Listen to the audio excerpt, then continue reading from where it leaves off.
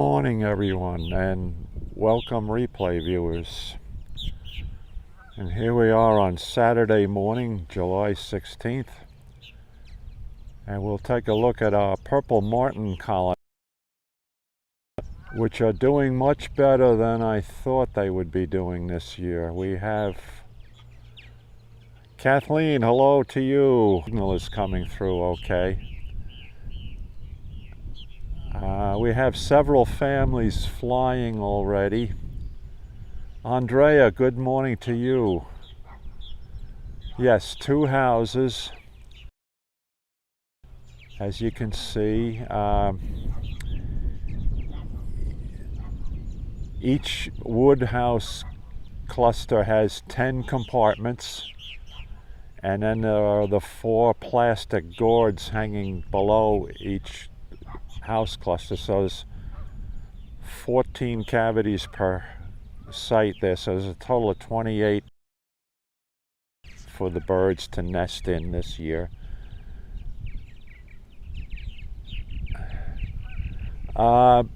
Pretty much close to full capacity. I wouldn't say 100%, but I'm probably, of the 28 cavities, I would say at least 25 to 26.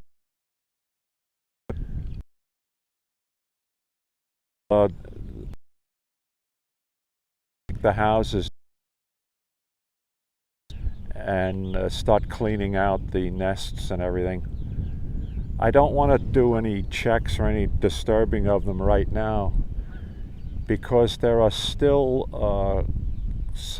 more than several cavities where they are still inside the houses, and the parents are still feeding them, bringing insects into. But they'll be fledging within the.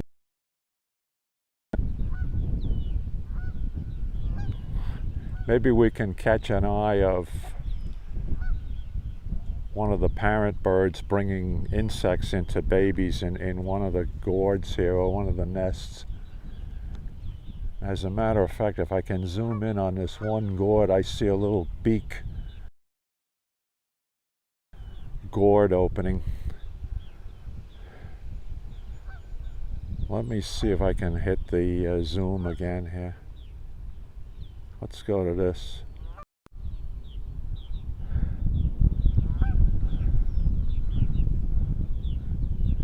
Now, he's looking down at me, but I don't know if we can see him or not.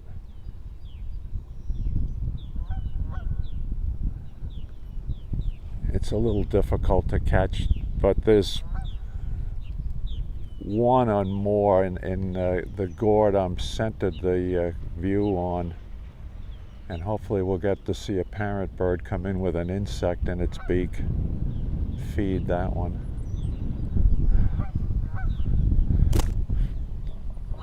Oh no, sorry for that interruption there.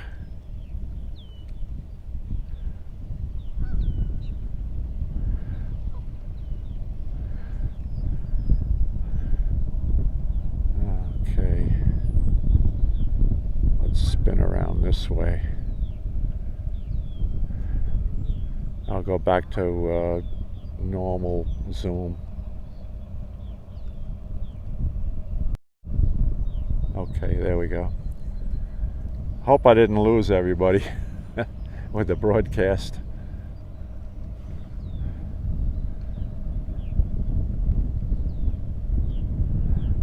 I'll take a look around the area here. There's a boat going out fishing, or maybe over to the beach. Nabul, hello to you. Welcome. Welcome to checking out our purple martin colonies here. North America's largest swallow. For those of you who are unfamiliar with purple martins, largest members of the swallow families of tree swallows, barn swallows, etc.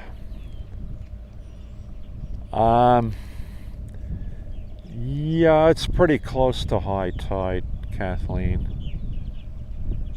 No, there was no flooding from the full moon this past week. We were lucky that way, because it was a super moon again, right? The super wolf moon, they call it, for July. I was out the other night on the full moon night. I woke up and came downstairs and went outside around midnight, and it was absolutely beautiful here. But high tide that day, there was no flooding. Andrea, yeah, that's pretty interesting what you're asking. It is incredible. They migrate to South America, primarily Brazil, for our winter. The southern hemisphere summer, obviously. And they hang out down there for 2 to 3 months. They don't breed when they're in South America. They just basically spend that time there, and then they migrate back to North America. And birds who successfully nested in will come back the following spring right to these houses. That is really an amazing part of nature.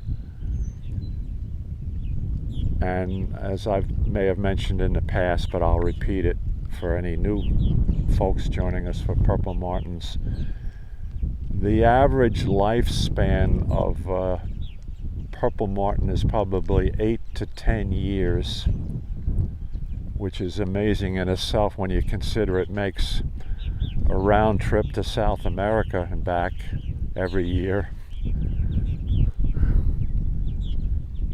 Yes. Black swallow in French, okay. They're also, Naboul, they're also known here as blue martins. That's a colloquial name that was given to them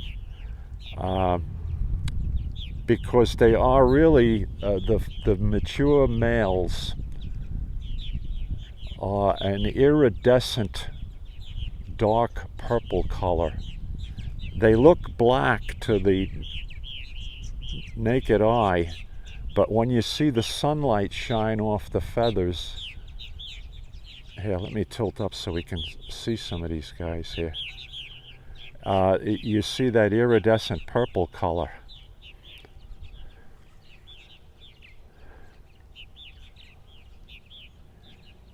Hirondelle noire.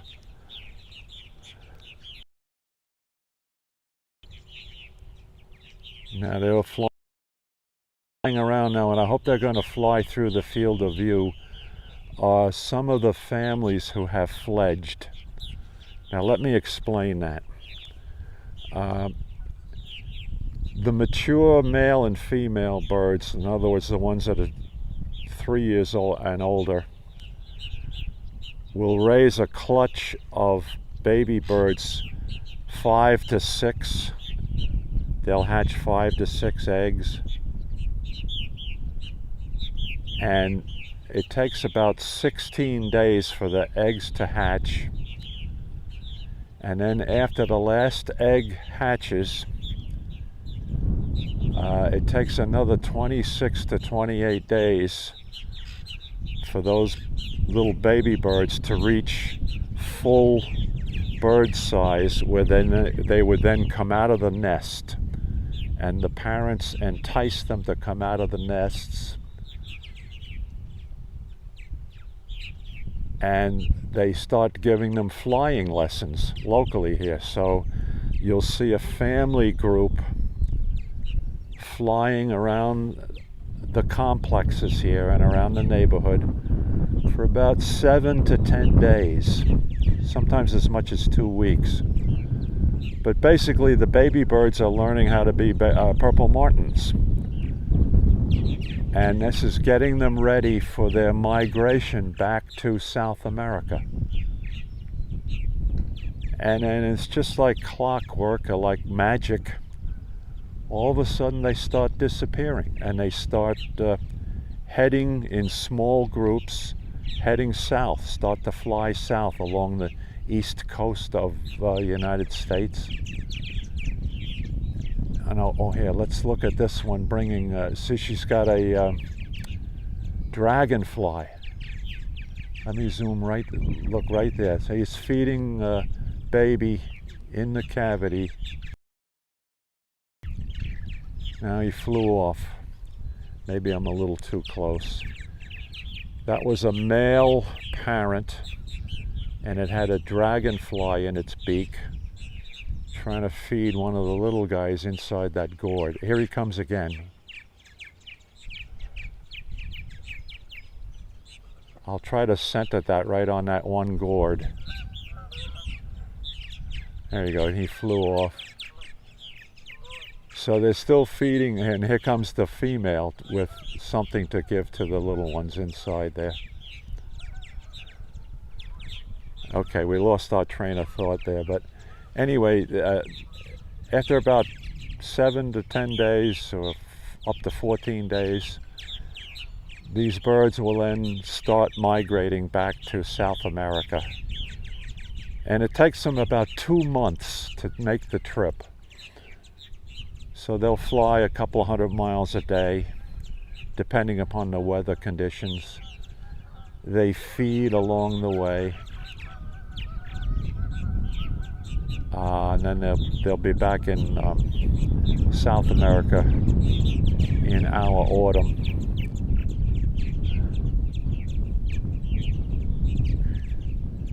But they're all born here in North America.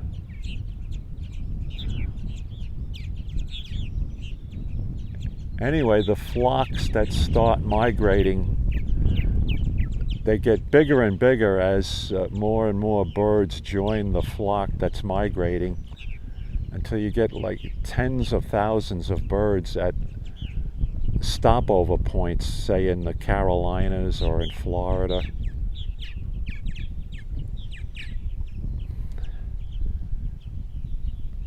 Now, some of these flocks will fly down the Florida Peninsula, and they'll fly across the Caribbean Sea, island hopping to the north coast of South America. And other groups will actually hug the Gulf of Mexico coastline, and they'll fly along the northern coast of the Gulf of Mexico, down the eastern shore of Mexico and Central American countries, through Panama into South America. They'll go that way. Those would primarily be the birds, say, in the middle of the country would do that, like what they call the Mississippi River Flyway. Here on the East Coast, most of these birds would do the East Coast island hopping route. And this has all been verified by having little GPS transmitters implanted in the birds. And the people at Purple Martin Conservation Association birds in their annual round-trip migration.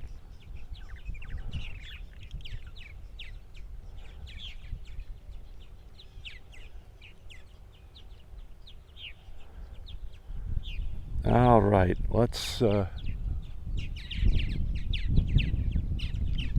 looks like our signal is still going. Hopefully it is.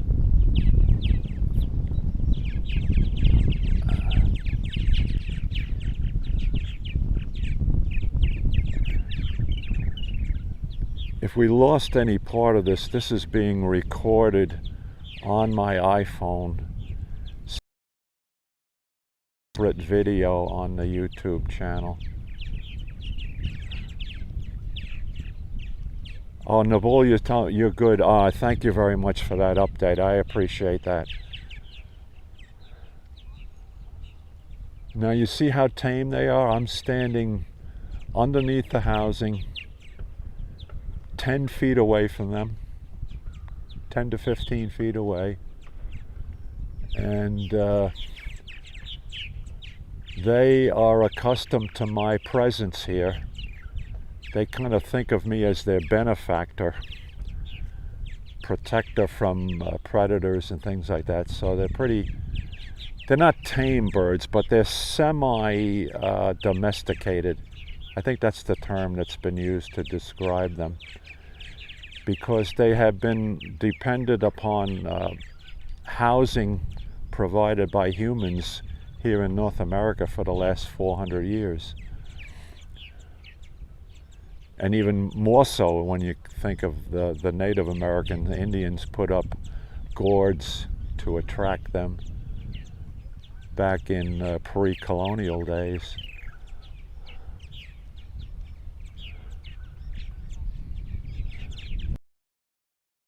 Okay.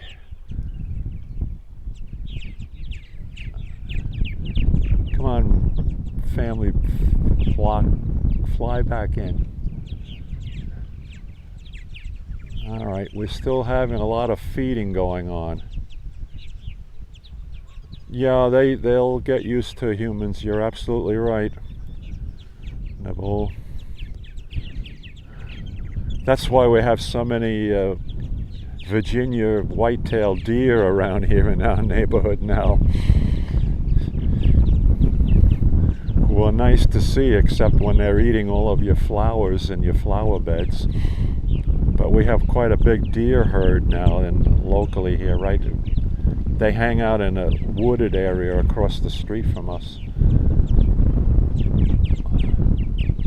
And of course all the other animals that are around us here.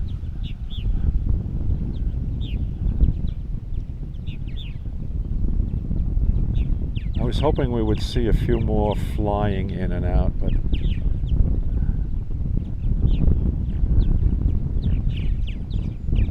they're putting on a little bit of an aerial show.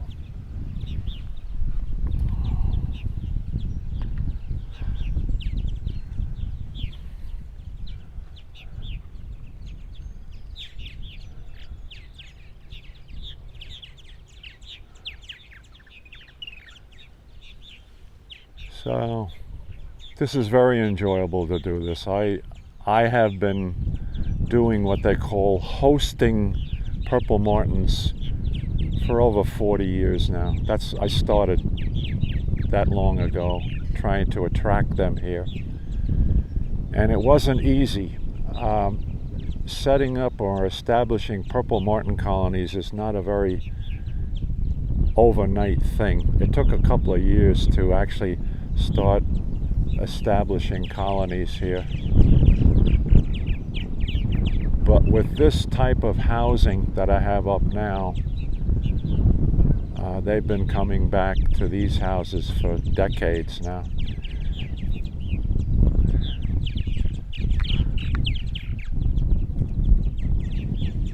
And the other thing I should point out is the new birds that are born here this summer and being raised here this summer, and let's see, if say there's 25 nests, let's say an average of 4 babies per nest.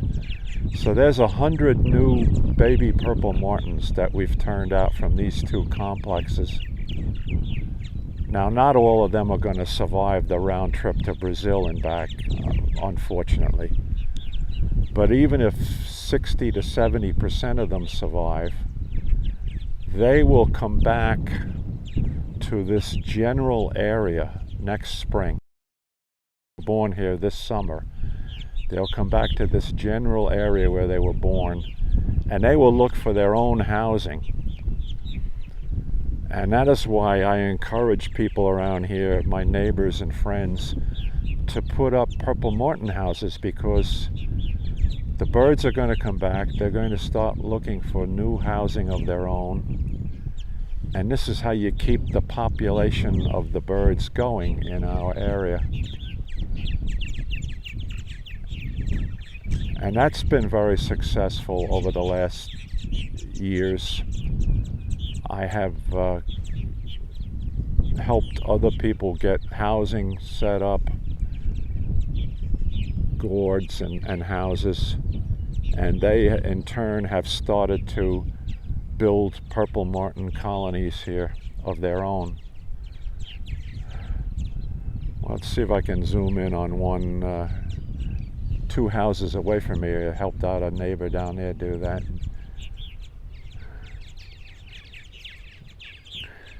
Oh, they're flying in now.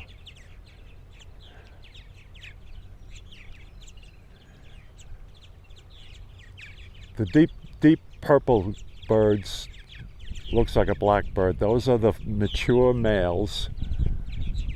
The birds with the gray breasts are a combination of females and some juveniles who have not molted yet.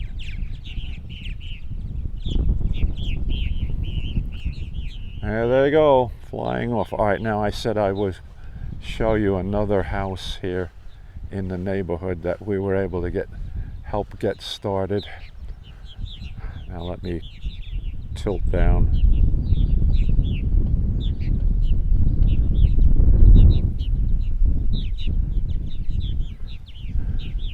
Let me get a good view of it.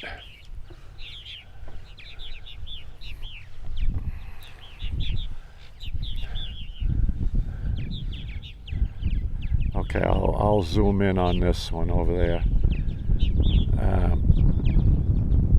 I have that house centered in the view. It's right next to that cedar tree, between the cedar tree and the flagpole. So let's zoom in. Okay, if you can get a glimpse of that house, that it's on a pole, and I started off my neighbor there with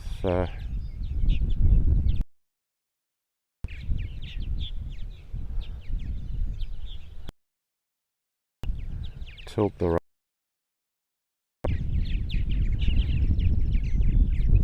Okay, a little too much. All right, let's go right there. I started them off by giving them 4 excess gourds, and then they purchased a plastic house to also put on top of the pole. And this year they were able to fill up all 4 gourds with nests, and the birds then also started to put nests in the plastic house. And these were most likely birds that were born here last summer, and they came back to this general area looking for their own housing. So we were successful in helping out in that regard.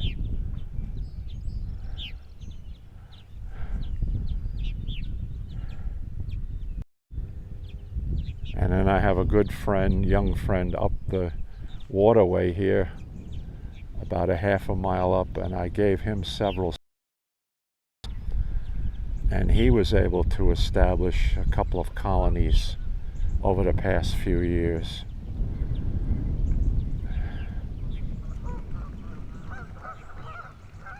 And there go our resident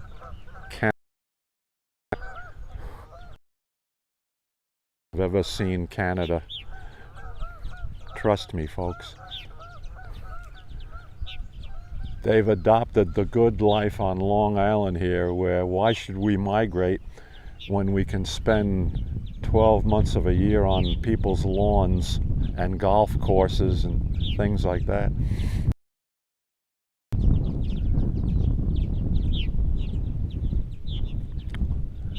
Let's get back to our purple martins here.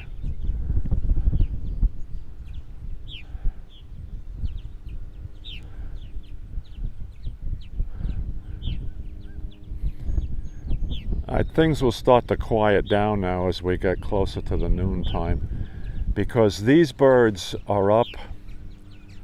Yeah, they're very smart birds, Nabool, they are. The martin sun comes up. If you've watched any of my sunrise videos, you'll see the birds also flying at that time of day, and they're out feeding very early in the morning. Then they kind of slough off or take it easy at midday, and then the feeding resumes again in late afternoon, evening time. and they will, for instance, if they are feeding babies, that will continue maybe even another half hour after sunset this time of year. This is the busiest time of year for the parent birds, when the little ones in the nest are in that last week to make their first flight, because all they're doing for 16 hours a day are stuffing these little babies in there with insects, building them up and getting them ready to come out of the nest to fly.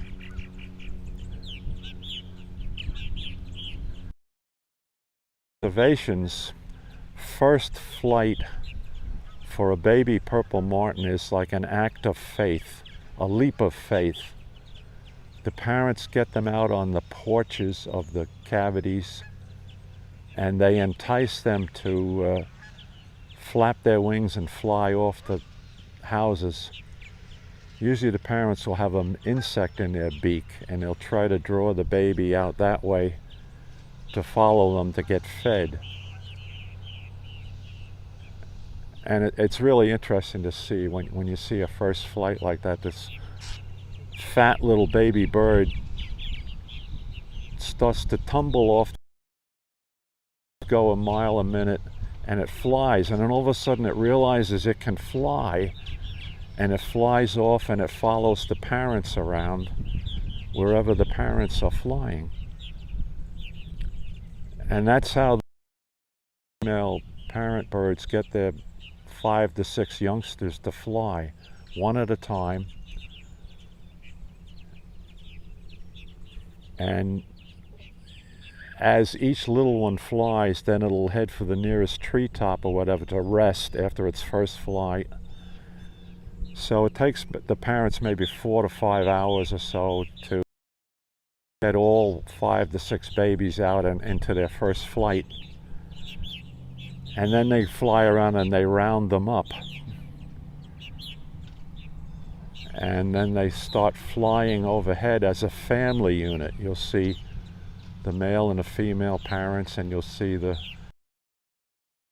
draw from that family together. And the parent birds then are teaching the little ones how to catch insects on the wing. And they're training them for this migration trip back to South America.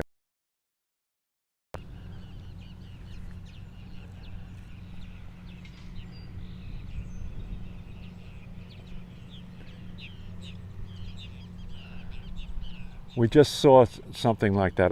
I'm sorry I missed it. We had 2 birds sitting on the perch on the left-hand side of the house I'm looking at right now. One was a baby, and the other one was a parent bird with an insect in its beak, probably a dragonfly, and he was placing the dragonfly in front of the baby, and then he'd fly off with it, and he was trying to get the little guy to fight. I wish I could have zoomed in on that. Let's see if that happens again.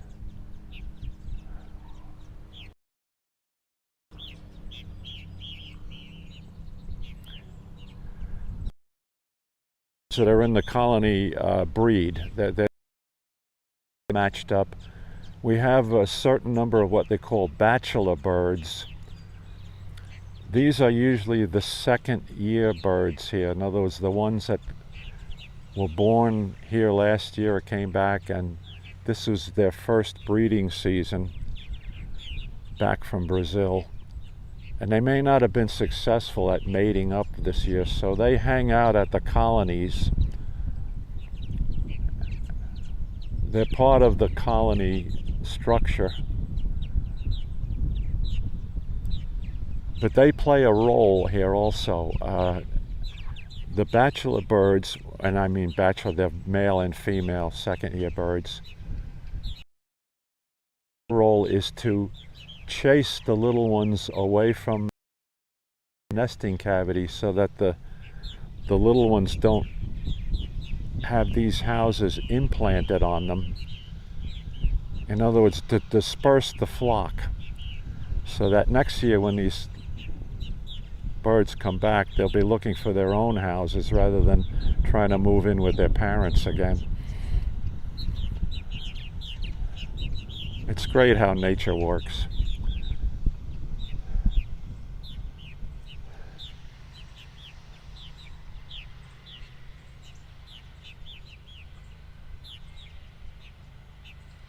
Let me zoom in on this house here, see if we can catch this.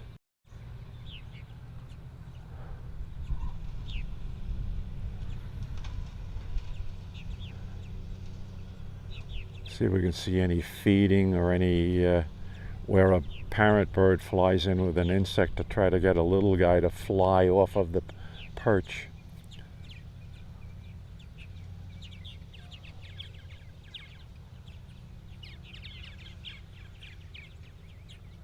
Let's see if the other house has anything going on.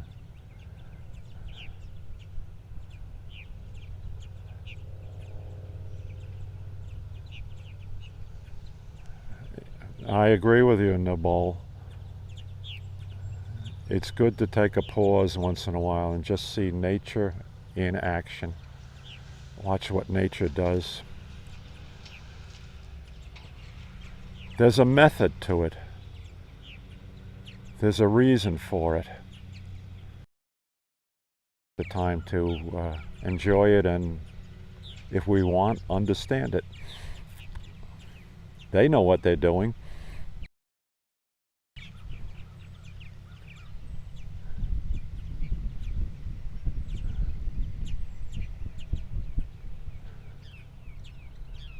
Okay.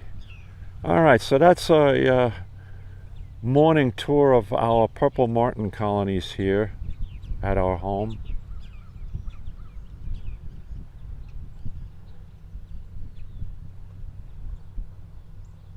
Let me get back to regular zoom.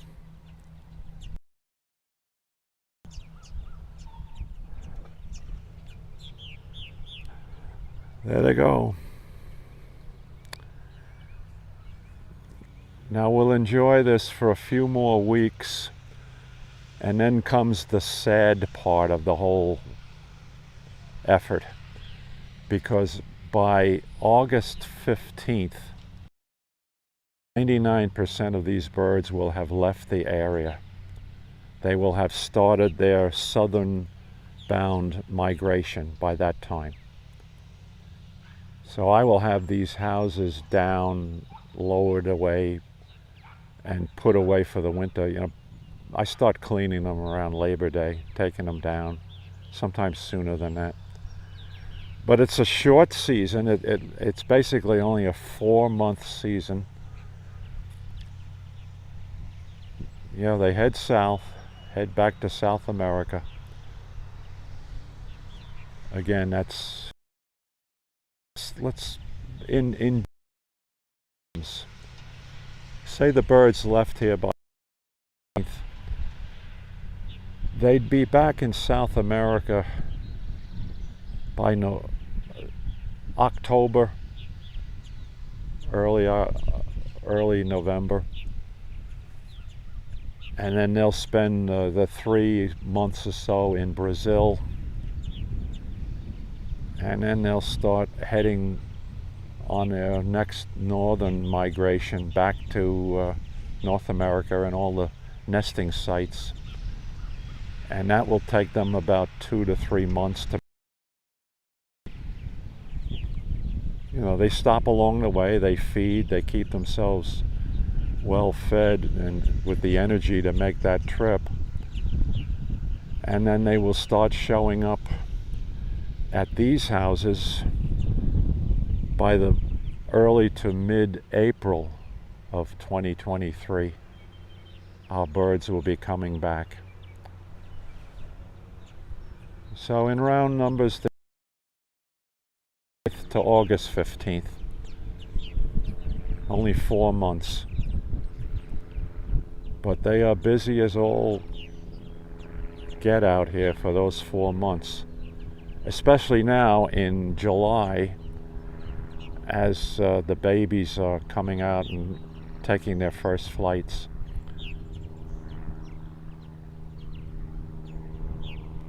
Well, I'm glad everybody could join me this morning. Thank you, Kathleen. I'm glad I was able to do this today, and also that the birds cooperated for us for the most part. Good to see everybody. We'll see you on the next. Oh, interesting. That's a good question. The reasons that are being given are the water temperatures are higher than they've been in the past. Oh, you're welcome, Nabul. And therefore the schools of fish that the sharks feed on are coming in closer and closer to the shore. I mean, they've had drone flights over there that have shown these really thick pockets of fish. And so that's what the sharks are following, right? They're following the food supply. And unfortunately, every once in a while, a human being gets mistaken for a fish. The sharks are not, intentionally going out of their way to bite humans. What they're really doing is going after these massive schools of fish, and all of a sudden they bump into the leg of a surfer or something and they take a bite out of it, which is bad enough, obviously, but so far, knock on wood, these are not, they're all relatively smaller sized sharks, although a shark's tooth is a shark's tooth. I mean, we're not talking about great white shark there in Jaws or something, but that's true. We're going into their home, and the shark is doing what it does out there. It's going after to get its meal from a school of fish. But we're going to see more and more of this as the ocean average temperature keeps increasing. They're talking the measurements from the buoys and everything of the water temperatures off of the south shore of Long Island right now are in the low to mid 70s Fahrenheit. That was unheard of 20 years ago. At this time of year, the temperature of the ocean would only be in the 60s, and we'd be lucky to get a water temperature of 70 by Labor Day.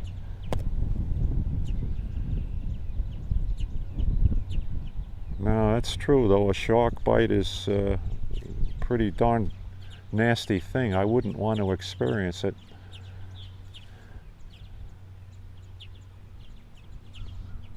But we haven't had any reports yet of spotting of great white sharks, although they're out there. But they seem to be water. And also they go a little further north, maybe more off the coast of Cape Cod.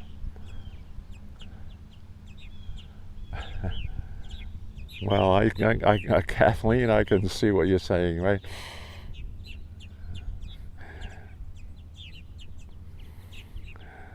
I very rarely go to Smith Point in the summertime. We'll get over there this autumn, though. Do some of our beach walks again and go to this fire preserve.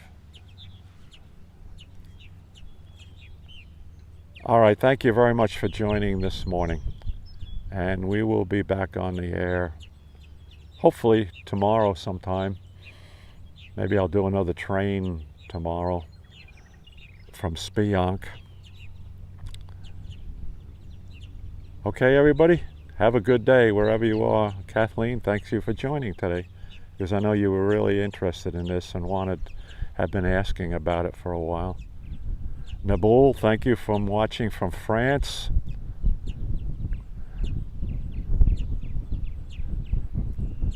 And have a great day, folks, wherever you may be.